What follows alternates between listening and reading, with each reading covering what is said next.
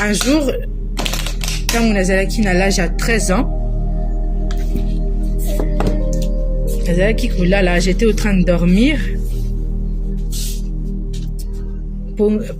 Je dormais et subitement je me suis réveillée. Le bruit de ma mère ayant des rapports sexuels avec mon beau-père m'a réveillée. J'étais dans ma chambre, ils étaient dans la leur. Il y avait un couloir qui nous séparait. Je dormais, j'ouvre les yeux, les bruits qu'ils faisaient, les gémissements et tout, ça m'a réveillée. Alors j'ai commencé à tourner sur mon lit et je suis restée allongée. J'étais quand même fatiguée, mais voilà quoi. Aux amoinamouké, t'entends des rapports sexuels, tu sais ce que c'est, mais tu sais pas réellement ce que c'est parce que moi je n'avais connu aucun homme dans ma vie à ce moment-là. J'étais vierge et innocente dans tout ce qui est sexuel. Quelques minutes après, Nayo quitté, mais j'ai vu parce que ça n'a pas fait de bruit. La porte de ma chambre s'est ouverte à ce moment-là et j'ai aperçu un homme noir, tout nu.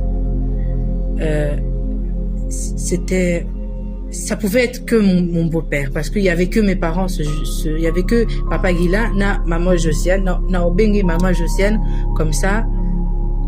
Tout ça, la différence, tant on a maman Josiane, maman Nanga, ou bien maman Annie, belle-mère Nanga, comme ça.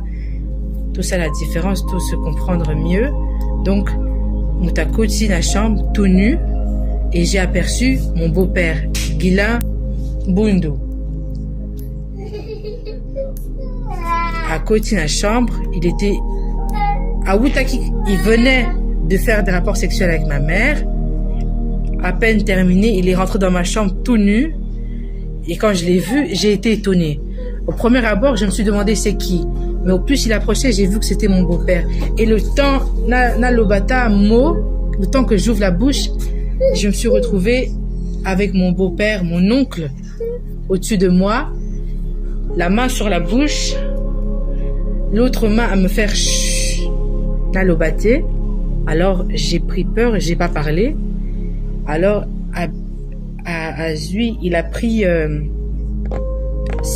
ne savais pas à l'époque ce que c'était, mais lélo, nazoye bisabino kazwa qui drogue, obabenga cocaïne, pembe, et makamu misusu, atienga na, afungulinga munoko atienga awa. Après, à côté de na banari nanga, si ma talinga, il m'a retourné. Tant qu'il m'a retourné, à Kaninga Munoko. Donc il m'a mis la tête contre le matelas et il a commencé à serrer mon cou et à pratiquer la sodomie.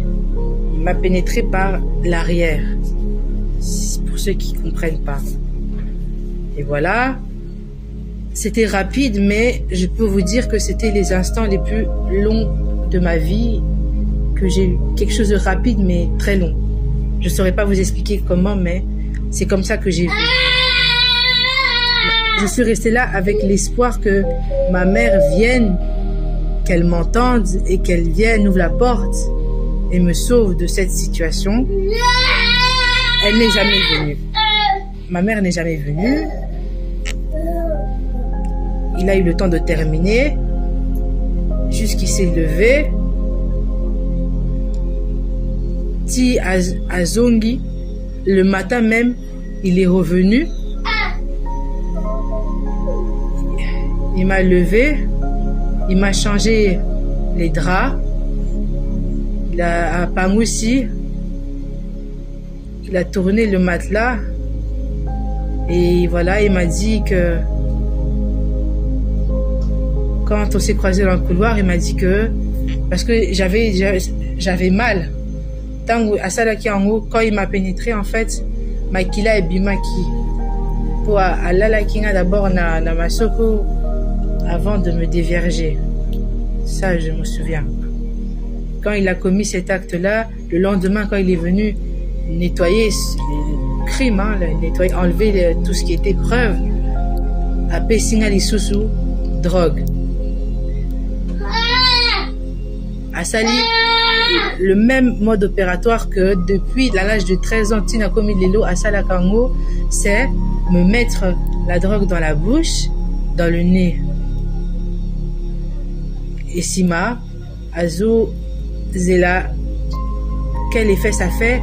Pona Abakiselanga. Après certains temps, Yemoko il calculait, moi en enfant, je savais pas ce qui se passait. Enfin, au yebi que Basalio Mabé, mais Mabé il est tellement que ceux qui maman a l'obité, j'ai gardé, mon erreur c'est que j'ai gardé le secret jusqu'à aujourd'hui.